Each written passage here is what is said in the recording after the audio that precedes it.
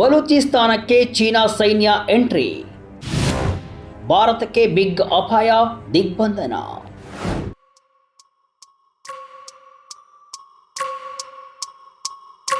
Vijaya Karnataka web ವೀಕ್ಷಕರಿಗೆ ನಮಸ್ಕಾರ. ನಾನು ಶಿವಮೂರ್ತಿ ಸರ್ಬಾ. ನಮ್ಮ ಶತ್ರು ರಾಷ್ಟ್ರ ಪಾಕಿಸ್ತಾನದಲ್ಲಿ ಈಗ ದೊಡ್ಡ ಮಟ್ಟದ ಸಂಚಲನ ಶುರುವಾಗಿದೆ. ಬಲೂಚಿಸ್ತಾನದಲ್ಲಿ ಚೀನಾ ತನ್ನ ಮಿಲಿಟರಿ ಶಕ್ತಿಯನ್ನ ಪ್ರದರ್ಶಿಸಲು ಮುಂದಾಗಿದೆಯಾ ಎಂಬ ಆತಂಕ ಈಗ ಜಾಗತಿಕ ಮಟ್ಟದಲ್ಲಿ ಸದ್ದು ಮಾಡ್ತಾ ಇದೆ.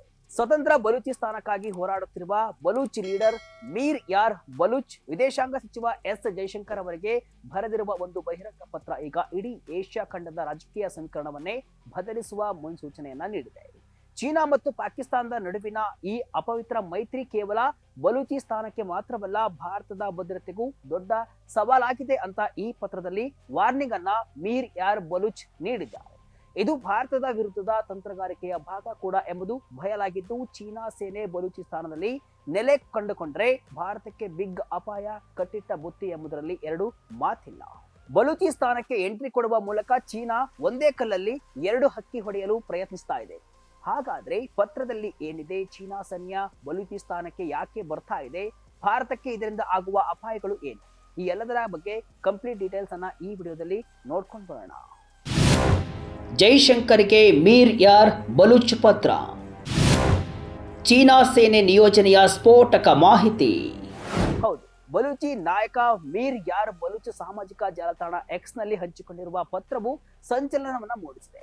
ಮುಂದಿನ ಕೆಲವು ತಿಂಗಳುಗಳಲ್ಲೇ ಚೀನಾ ತನ್ನ ಸೇನಾ ಪಡೆಗಳನ್ನ ಪಾಕಿಸ್ತಾನದ ಬಲೂಚಿಸ್ತಾನ ಪ್ರದೇಶದಲ್ಲಿ ನಿಯೋಜಿಸಬಹುದು ಎಂಬ ಆತಂಕಕಾರಿ ವಿಷಯವನ್ನ ಅವರು ಜೈಶಂಕರ್ ಅವರ ಗಮನಕ್ಕೆ ತಂದಿದ್ದಾರೆ. ಇಸ್ಲಾಮಾಬಾದ್ ಮತ್ತು ಬೀಜಿಂಗ್ ನಡುವೆ ಬೆಳೆಯುತ್ತಿರುವ ಈ ಸ್ಟ್ರಾಟಜಿಕ್ ಮೈತ್ರಿಯನ್ನ ಬಲೂಚಿ ಪ್ರತಿನಿಧಿಗಳು ಅತ್ಯಂತ ಅಪಾಯಕಾರಿ ಅಂತ ಬಣ್ಣಿಸಿದ್ದಾರೆ. ಬಲೂಚಿಸ್ತಾನವು ಕಳೆದ 8 ದಶಕಗಳಿಂದ ಪಾಕಿಸ್ತಾನದ ಕಪಿಮುಷ್ಟಿಯಲ್ಲಿ ನೆರಳುತ್ತಾ ಇದೆ.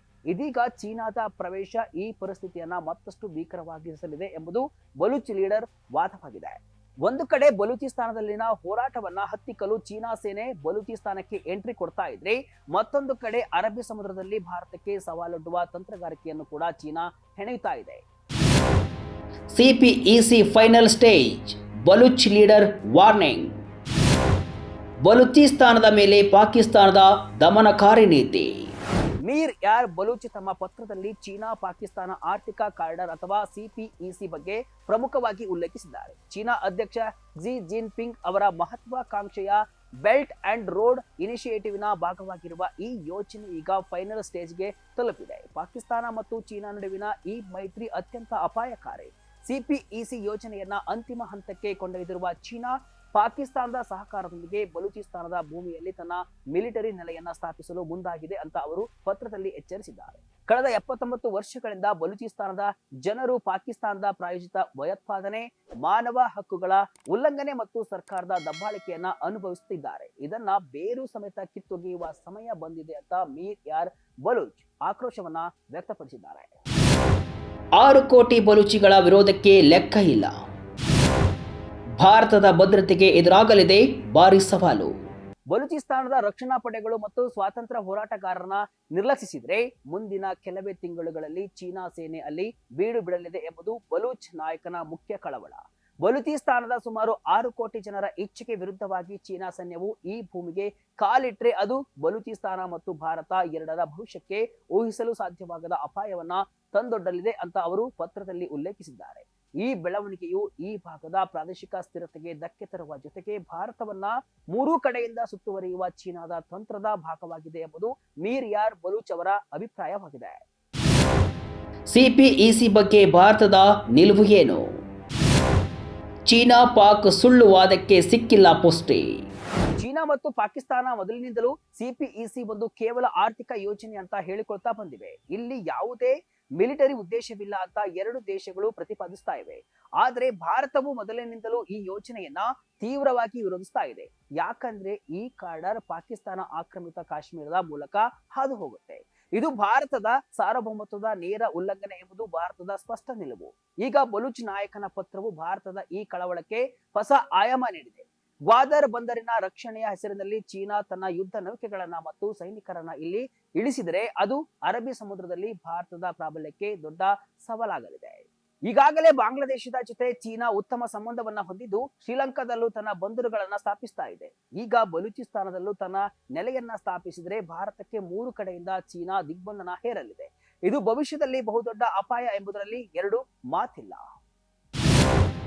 ಆಪರೇಷನ್ ಸಿಂಧೂರಕ್ಕೆ ಬಲೂಚ್ ಲೀಡರ್ ಮೆಚ್ಚುಗೆ.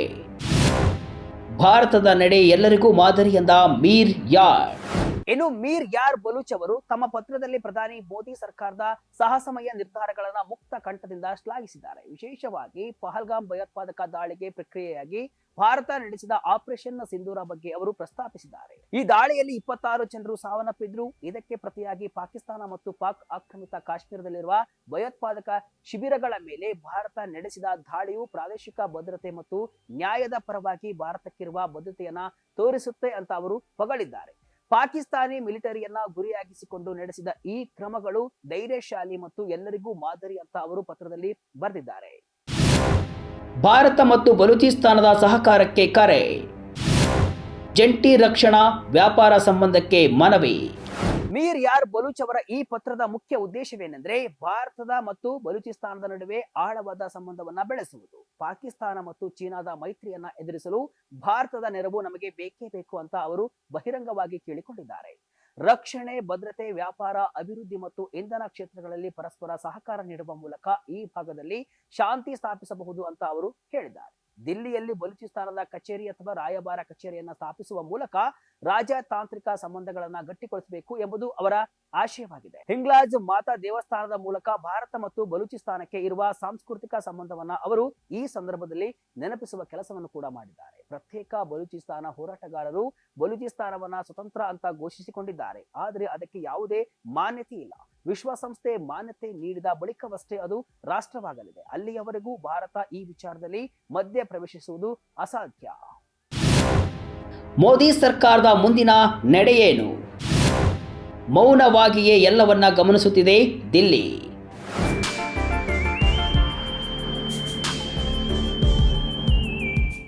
ಇಷ್ಟೆಲ್ಲ ಸದ್ದು ಮಾಡುತ್ತಿರುವ ಈ ಪತ್ರಕ್ಕೆ ಭಾರತದ ವಿದೇಶಾಂಗ ಸಚಿವಾಲಯ ಇದುವರೆಗೆ ಯಾವುದೇ ಅಧಿಕೃತ ಪ್ರತಿಕ್ರಿಯೆಯನ್ನ ನೀಡಿಲ್ಲ. ಸಾಮಾನ್ಯವಾಗಿ ಇಂತಹ ಪ್ರತ್ಯೇಕತಾವಾದಿ ಗುಂಪುಗಳ ಪತ್ರಗಳಿಗೆ ಭಾರತ ಸರ್ಕಾರ ಬಹಿರಂಗವಾಗಿ ಪ್ರತಿಕ್ರಿಯಿಸುವುದಿಲ್ಲ. ಆದರೆ ಪಾಕಿಸ್ತಾನದಲ್ಲಿ ಚೀನಾದ ಪ್ರಭಾವ ಹೆಚ್ಚಾಗುತ್ತಿರುವುದು ಮತ್ತು ಬಲೂಚಿಸ್ತಾನದಲ್ಲಿ ಚೀನಾ ಸೈನ್ಯದ ಸಂಭವೀಯ ಉಪಸ್ಥಿತಿಯ ಬಗ್ಗೆ ಭಾರತದ ಗುಪ್ತಚರ ಸಂಸ್ಥೆಗಳು ಕಣ್ಣಿಟ್ಟಿವೆ. ಚೀನಾದ ಮಿಲಿಟರಿ ಬೇಸ್ ಗ್ವಾದರ್ ಬಳಿ ಬಂದ್ರೆ ಅದು ಭಾರತಕ್ಕೆ ದೊಡ್ಡ ತಲೆನೋವಾಗಲಿದೆ ಎಂಬುದು ದಿಲ್ಲಿಯ ರಕ್ಷಣಾ ತಜ್ಞರ ಅಭಿಪ್ರಾಯವೂ ಹೌದು.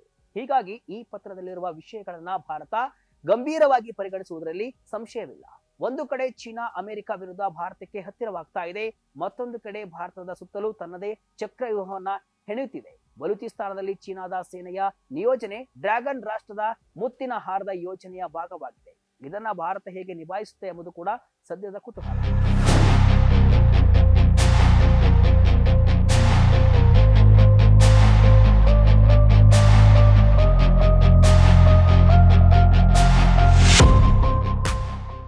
ಒಟ್ನಲ್ಲಿ ಬಲೂಚ್ ನಾಯಕ ಮೀರ್ ಯಾರ್ ಬಲೂಚ್ ಅವರ ಈ ಪತ್ರವು ಏಷ್ಯಾದ ಭೌಗೋಳಿಕ ರಾಜಕೀಯದಲ್ಲಿ ಸಂಚಲನವನ್ನ ಮೂಡಿಸಿರುವುದಂತೂ ನಿಜ.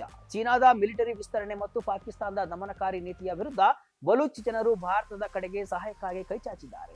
ಇದು ಕೇವಲ ಬಲೂಚಿಸ್ತಾನದ ಸ್ವಾತಂತ್ರ್ಯದ ಪ್ರಶ್ನೆಯಲ್ಲ, ಬದಲಾಗಿ ಇಡೀ ದಕ್ಷಿಣ ಏಷ್ಯಾದ ಭದ್ರತೆಯ ಪ್ರಶ್ನೆಯಾಗಿದೆ. ಚೀನಾ ನಿಜವಾಗಿಯೂ ಬಲೂಚಿಸ್ತಾನಕ್ಕೆ ತನ್ನ ಸೈನ್ಯವನ್ನ ಕಳಿಸುತ್ತಾ? ಭಾರತ ಈ ಪತ್ರಕ್ಕೆ ಯಾವ ರೀತಿ ಸ್ಪಂದಿಸುತ್ತೆ ಎಂಬುದನ್ನ ಮುಂದೆ ಕಾದು ನೋಡಬೇಕಿದೆ.